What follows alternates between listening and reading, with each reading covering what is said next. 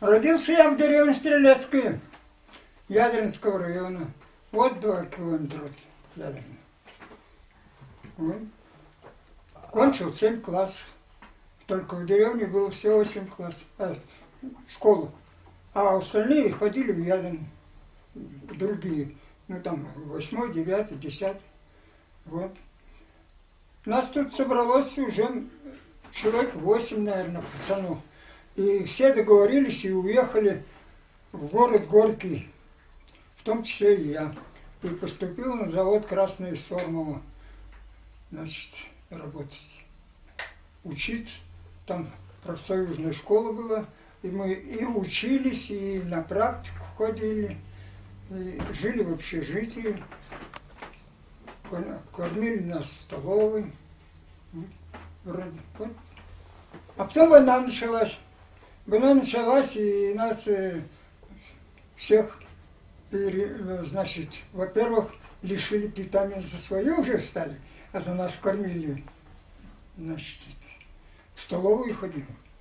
И утром, и вечером, и в обед. Значит, 4 часа занимаемся учебой, остальные 4 часа на практике в заводе. Так трудились. Война началась, все это лишилось, все это ликвидировалось, и нас по 12, по 14 часов работать стали. Война. И 500 грамм хлеба получать там. Так что эту войну там встретил. И так длилось. Короче говоря, я в 24 году родился, значит, в день рождения мне начальник цеха. Я только хочу, что какое-то предчувствие, понимаете, начальник цеха пройдет и все, а это прошел раз, потом 2-й раз вернулся, и говорит, даже в этот раз то Володя, это Владимир Михайлович, вы извините, значит, а мне только исполнилось, значит, 18 лет. Вот. Вы в армии не были, вот вам повестка в армию. Война уже была, началась. Ну что, плакать не будешь? О, значит, тут все. Я говорю, вот так, все. Тут ты мне отдай карточку, ты мне то. И, короче говоря, я на квартиру пришел. Спасибо хозяйкам, где мы жили на квартире. Говорит, у тебя деньги есть, что ли? Я говорю, есть немного. Иди купи стакан молока. Вот. Ну, я купил там чирк молока, она мне несколько. Да, мне дали муки килограмм в магазин. Не дали, а продали. Вот. Я, значит, это принес, она мне лепешечек напекла, вот такой узелочек. Ну, там полкило, что ли. Вот, и на молоке испекла. И с этим узелком я пришел в военкомат. Значит, пришел. Там нас 3. Вот завтра, вот к стольким часам приходить, и все. Ну, мы на другой день пришли. Значит, и это было в Горьком, в Сормове. Вот. Приходим, значит, на железнодорожный вокзал, с документом, значит, пришли, что нас в армию взяли. О, молодчики, вы где были? Поезд ушел. Он только завтра вот в это время пойдет туда, по вашему направлению. Ну, 2 горьковских было, а я приезжий. Матеря плачут, а мне смешно. Вот. Ну, пришли на квартиру, я опять на свою квартиру пришел, говорю, тут мне, он который жил. А мы с товарищем жили вдвоем, наш же деревенский, вместе мы с ним учились, но его позднее взяли. Он был, я встал на Кагановическом районе на учет, а он в Сормовском. Вот.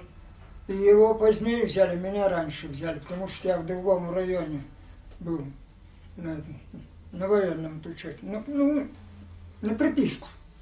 Ну, вот так и на другой день мы пришли, поезда нет, еще нет, видимо, рано. И идет поезд, значит, полон нашей братвы. Куда, чего, не знаю. Значит, установился. Мы сидим, значит, поехали. А куда? Куда повезут? Куда их везут? И поехали. Но у нас документ был на троих-то. Значит, потом только мы узнали уже, куда нас назначали. В офицерское училище. Вот. Мы узнали, я офицером не хочу, другой тоже не хочу. И мы вот с этим братвой, с нашей, уселись. Нас этот там сопровождал взрослый мужчина какой-то.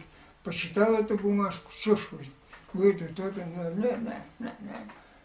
и нас тоже в вагон взял, и мы уехали в Кострому. Помню состав нашего брата. Уехали в Кострому, значит, там, а тогда в Кострому моста не было, только до Костромы доходил, через Волгу моста не было, нас высадили, и мы вышли, ну куда?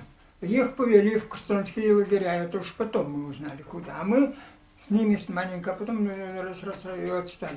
И мы эти 15 километров 3 дня шли. Значит, полями, лесами, и наконец попали в костромские лагеря, куда увели этих солдат. Ну, тогда еще не солдатами они были. Вот и мы пришли. Значит, я говорю, ребят, давайте пойдем, у нас как дезертиров прихватит. Ну, пришли, у них еще комиссия не кончилась.